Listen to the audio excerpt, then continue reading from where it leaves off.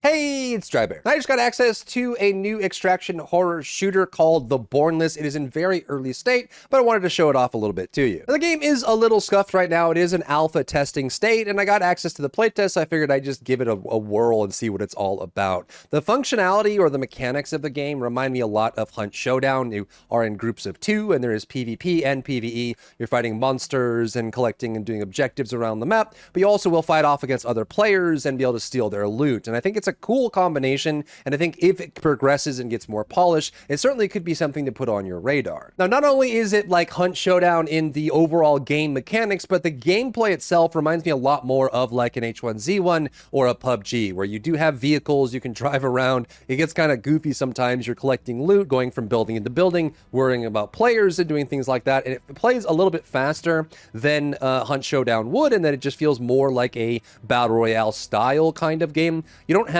like dropping out of the sky like you would in a traditional Battle Royale. You spawn from a location, you can get a vehicle right away, and you go around and just looting empty houses, looking for medical supplies, upgrades to your weapons. The weapons have rarities on them: common, rare, epic, mythic, legendary. They all do different damage numbers. And there are some pretty basic AI enemies that litter the landscape. Your general goal overall is to get lots of loot and survive and avoid other players, obviously. But the main objective of the map, which is about medium size, it's decently sized, is you want to go around and find these incense burners, which you'll find littered all around the map. And there's basically just like King of the Hill style events. You'll go up, you'll click the incense burner, it will spawn a bunch of enemies. You have to fight the enemies off, which proves as a way to use up your ammunition and also put you at risk. But primarily, it really just makes a lot of noise so other players know that you're nearby. When you light an incense, it will make a global, like map-wide notification so everyone knows you're doing it. And of course, you'll be firing your weapons and firearms, making lots of noise as well. When you're done, you will get loot from the chest, and you'll also be able to collect an incense. Once you get 3 of these incenses, and these little events are all over the map, you can do them constantly. When you get 3 of them, you can actually go to one of the demon shrines and actually summon a demon. You'll summon the demon, which will again make a big global sound for everyone in the match. They know where you are. You put the incenses down, and then the demon will be summoned. And you'll fight this boss mechanic.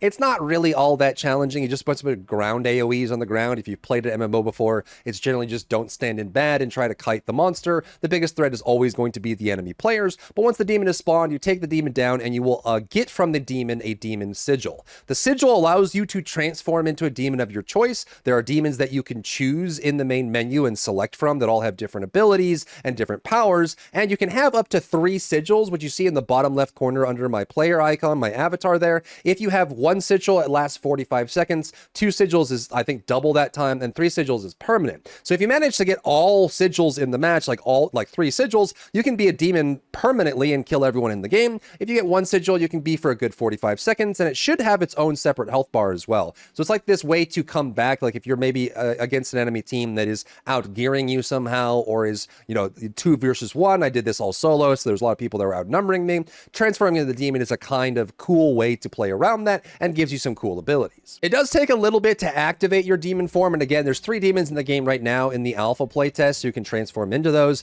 and give different abilities, and it kind of makes a nice aspect to the overall gameplay. It is very simple right now, the amount of weapons that are in the game and the abilities that you can use, but it does have a very Hunt Showdown mixed with PUBG kind of vibe to it, which actually is surprisingly good. I decided to check the playtest out, not really having high expectations of it, but I think the core gameplay is fun enough to keep an interest on. I think you can actually get keys for this right now if you in various different outlets. It is invite only, so you have to find a key to get it, but hopefully they'll have more open playtest options for it in the future. It does have working voice over IP. You can play with your friends on Steam as well, and I've had some pretty decent gun battles between other players. You can see them rolling up on you, and you try to get some good positioning. The flashlight is infinite, and there's a whole bunch of different weapons of different rarities that you play around, and it does kind of remind me of old PUBG days of being able to sneak up on people, set up ambushes, and again, having the ability to transform into a demon if you've progressed far enough into the game does add an extra element to the PvP aspect that doesn't really play in other style games like this